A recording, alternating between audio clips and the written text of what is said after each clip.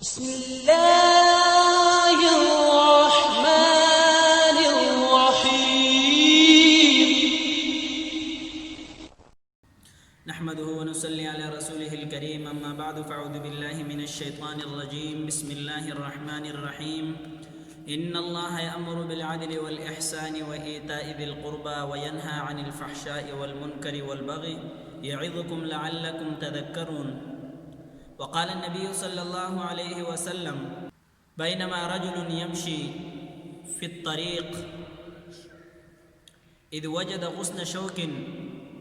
فأخره فشكر الله له فغفر له صدق الله وصدق رسول الله. اللہ جل جلالہ اس آیت کریمہ میں 6 باتوں کا ذکر کرتے ہیں. پھر ان میں جو پہلے 3 باتیں ہیں عدل، احسان اور ایتاء ذی القربہ، رشتہ داروں کے ساتھ رشتہ داری، تو اللہ تعالیٰ حکم کرتے ہیں تمہیں عدل کا، احسان کا اور ایتاء ذی القربہ، رشتہ داروں کے ساتھ رشتہ داری کرنے کا، صلہ رحمی کا. تو عدل، علماء کرام مفسرین حضرات عدل کا مطلب یہ بیان کرتے ہیں کہ عدل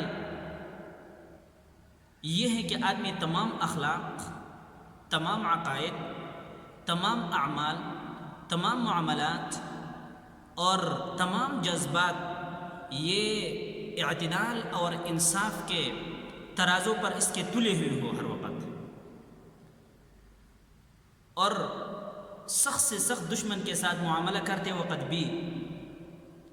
انصاف اور اعتدال کا دامن، افراط اور تفریط کی وجہ سے وہ دامن نہ چھوٹے، نہ بالکل جھکنے پائے اور نہ اٹھنے پائے. اسی کو کہتے ہیں اعتدال، عدل. اور جو چیز انسان اپنے لیے پسند کرتا ہے وہ دوسروں کے لیے پسند کرے، یہ ہے اعتدال کا. اور علماء کرام اس کے بعد احسان کا مطلب یہ بیان کرتے ہیں کہ احسان انسان بذات خود نیکی اور بھلائی کا پیکر بن کر، اور پھر مقامی جو عدل ہے، مقامی انصاف ہے، اس سے بڑھ کر اور بلند ہو کر فضل اور عفو، تلطف اور ترحم کے خو اور عادت کو اختیار کرے، فرض ادا کرنے کے ساتھ ساتھ تطوع اور تبرع کی طرف بھی قدم بڑھائے، اور انصاف کے ساتھ مروت کو بھی جمع کرے، پلس کرے، اور یقین رکھے کہ جو کچھ بھلائی کرے گا اللہ جل جلالہ رب کائنات ذوالجلال والاکرام خالق السماوات والارض، جو سب سے زیادہ غیرتی ہے کہ تم اس کے مخلوق کے ساتھ احسان کا سلوک کرتا ہے، نیکی اور بھلائی چاہتا ہے، تو یقیناً اس رب کی طرف سے بھی آپ کو اس بھلائی کا جواب ضرور مل کر رہے گا. تیسری چیز ایتاء ذی القربہ. تو اس کا ذکر تخصیص کر کے متنبہ فرمایا کہ عدل و انصاف تو سب کے لیے یکساں ہیں،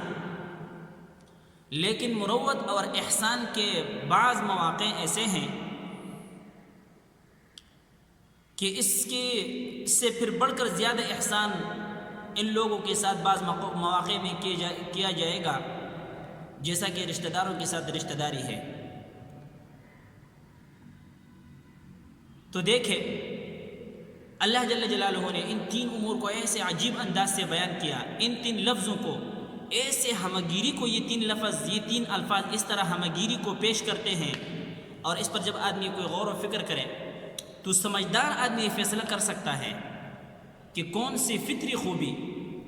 بھلائی، نیکی ایسی رہ گئی جو ان 3 فطری اصولوں کے احاطے سے باہر ہو. سب چیزوں کو اللہ تعالیٰ نے ایسے عجیب یکجا کیا ہے. بڑے بڑے سمندروں کو ہم یوں کہیں گے کہ کوزے میں سمندروں کو بند کیا ہے. تو اللہ جل جلالہ کی مخلوق کے ساتھ احسان کا سلوک کرنا، رحم کا سلوک کرنا، رحم کرنا، آپ علیہ الصلوۃ والسلام کا ارشاد مبارک ہے جو حدیث پڑھی کہ آپ علیہ الصلوۃ والسلام نے ارشاد فرمایا کہ ایک آدمی راستے پہ جا رہا تھا،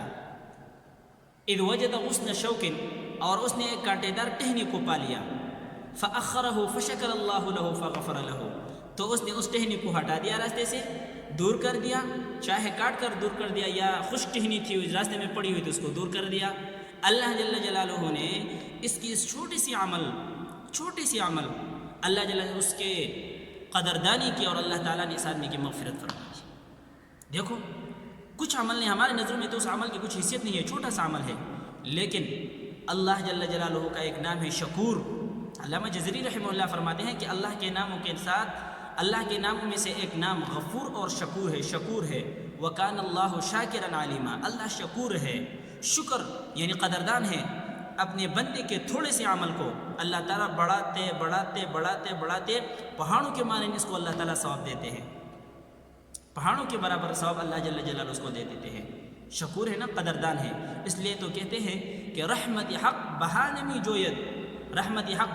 جوید، اللہ جل جلالہ کی ذات علی اور اس کی جو رحمت ہے یہ بہانہ ڈھونڈتی ہے، بہانہ معاف کرنے کے لیے، مغفرت کے لیے، جنت کے لیے، جہنم سے بچنے کے لیے۔ صرف اللہ جل جلالہ تھوڑا سا بہانہ چاہتے ہیں کہ میرا بندہ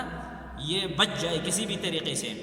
اور اللہ جل جلالہ کی رحمت وہ بہا نہیں چاہتی ہے، بہا مطلب قیمت نہیں چاہتی،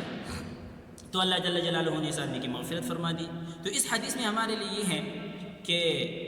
یہ دیکھو مسلمان احسان کے درجے تک پہنچ جائے کہ کسی اللہ کے مخلوق کے ساتھ وہ رویہ کر لے کہ جس پر اللہ جل جلالہ خوش ہو۔ دیکھو اللہ تعالیٰ نے اس کی مغفرت فرما دی، تو یہ عمل مطلب یہ کہ چھوٹا ہے، لیکن اللہ تعالیٰ نے اس کی مغفرت فرما دی۔ وجہ کیا ہے کہ اس نے اللہ کی مخلوق کے ساتھ اللہ کی مخلوق کو آرام پہنچایا۔ اللہ کی مخلوق وجہ کیا ہے، ریزن کیا ہے کہ اس نے اللہ کی مخلوق کو سکون پہنچایا، اس کو آرام دیا، اور اس کو تکلیف دہ چیز سے اس کی بچاؤ کر لی۔ دیکھیں اس حدیث کا مطلب یہ ہے کہ جو چیزیں گھناؤنی ہیں،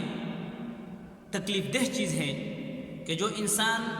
کو تکلیف دیتی ہیں، وہ چیزیں جیسے ہڈی ہو گئی، پتھر ہو گیا،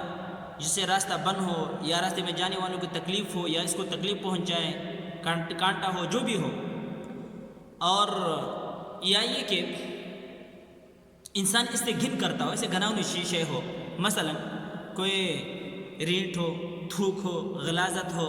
اور ایسے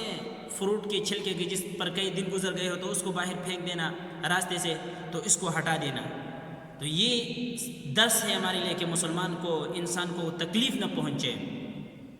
اس لیے فرماتے ہیں وہ اماطۃ الاذی، وہ کئی صدقے بتاتے ہیں۔ ایک حدیث میں اللہ کے رسول صلی اللہ علیہ وسلم کہ امرک بالمعروف صدقۃ ونہیک عن المنکر صدقۃ،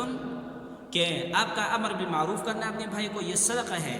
منکرات اور منہیات سے بچانا یہ صدقہ ہے، اور یہ بھی صدقہ کیا ہے، وَإِمَاطَتُكَ الْأَذَى وَإِمَاطَتُكَ الْحَجَرَ وَالشَّوْكَ وَالْعَظْمَ عَنِ الطَّرِيقِ لَكَ صَدَقَةٌ، اور راستے سے تکلیف دہ چیز کو ہٹانا، پتھر کی شکل میں ہو یا کانٹے کی شکل میں ہو، ہڈی کی شکل میں ہو، کوئی اور چیز ہو تو اس کا ہٹانا۔ آپ علیہ الصلوۃ والسلام نے فرمایا کہ یہ تمہارے لیے صدقہ ہے، صدقہ۔ تو اللہ کی مخلوق کے ساتھ ایسے رحم کرنا، اللہ جل جس پر رحم کرے گا، ارحموا من فی الارض یرحمکم من فی السماء، زمین والوں پر رحم کر لیا کرو، آسمان والا تم پر رحم کرے گا۔ کہ آپ علیہ الصلوۃ والسلام نے ارشاد فرمایا دخلت امرأۃ النار، ایک عورت وہ جہنم میں چلی گئی، فی ہرۃ، کسی بلی کے بارے میں، کہ ربطتها فلم تطعمها، اس نے بلی کو باندھ رکھا اور اس کو کچھ نہیں کھلاتی، ولم تدعها، اور نہ اس کو چھوڑا، تأکل من خشاش الارض، تاکہ وہ زمین کی کچھ چیزیں، کچھ کیڑے مکوڑے اور چوہے وغیرہ کچھ کھا کر اپنا گزارا کرے، تو وہ بلی مر گئی۔ اللہ تعالیٰ نے اس کی وجہ سے اس کی جہنم کے فیصلہ فرما دیا۔ وجہ یہ ہے کہ اس نے اللہ کے مخلوق کے ساتھ ظلم کیا اور اللہ کی مخلوق پر رحم نہیں کیا، تو اللہ تعالیٰ نے بھی اس کی سزا اس کو دے دی۔ جبکہ ایک اور حدیث ہے کہ آپ علیہ الصلوۃ والسلام نے ارشاد فرمایا غفر لامرأۃ مومسۃ مرت بکلب علی رأس رکی، کہ ایسے کتے پر ایک بدکار فحاش عورت کی گزر ہوئی کہ وہ کتا بہت بری اور ایسے گھناؤنی مرض میں وہ مبتلا تھا کہ اس کو دیکھ کر لوگ گھن کرتے تھے، بھاگتے تھے. یلحث، اور وہ پیاس کی وجہ سے اس کی زبان نکلی ہوئی تھی، پیاس کی وجہ سے اس کی زبان نکلی ہوئی تھی. تو اس عورت نے، آپ علیہ الصلوۃ والسلام نے فرمایا کہ اتنا اس کو پیاس لگ گیا تھا کاد یقتلہ العطش، عن قریب یہ پیاس اس کو موت کے گھاٹ اتار دیتی. تو وہ عورت، جب اس عورت نے دیکھا، فنزعت خفہا فاوثقته بخمارها، تو اس عورت نے اپنے جوتے کو نکالا، اپنے بوٹ کو، اور پھر اس کو اپنے دوپٹے کے ساتھ باندھ لیا، اور فنزعت له من الماء، تو اس کے لیے اس کنویں سے پانی نکال کر اس کتے کو پلایا. فغفرها له بذلك، اللہ جل جلالہ نے اسی عمل کی وجہ سے اس کی مغفرت فرما دی. تو دیکھیں اللہ جل جلالہ کے بندوں کے ساتھ جب کوئی ایسا رحم کا معاملہ کرتا ہے تو اللہ جل جلالہ اس کی مغفرت فرما دیتے ہیں. اور یہ جو حدیث بیان کیا تو اس کی کئی طرق ہیں، کئی سندیں ہیں. ایک سندی بھی ہے، ایک طرق اور یہ سند اس طرح بھی ہیں کہ آپ علیہ الصلوۃ والسلام نے ارشاد فرمایا کہ میں نے جنت میں ایک ایسے آدمی کو گھومتے ہوئے دیکھا کہ اس نے مسلمانوں کے راستے سے کانٹے دار درخت کو کاٹ دیا تھا، تو اسی وجہ سے اللہ تعالیٰ نے اس کی مغفرت فرما دی. تو اللہ کے بندوں کے ساتھ رحم اور کرم کا معاملہ کرنا یہ کوئی معمولی چیز نہیں ہے.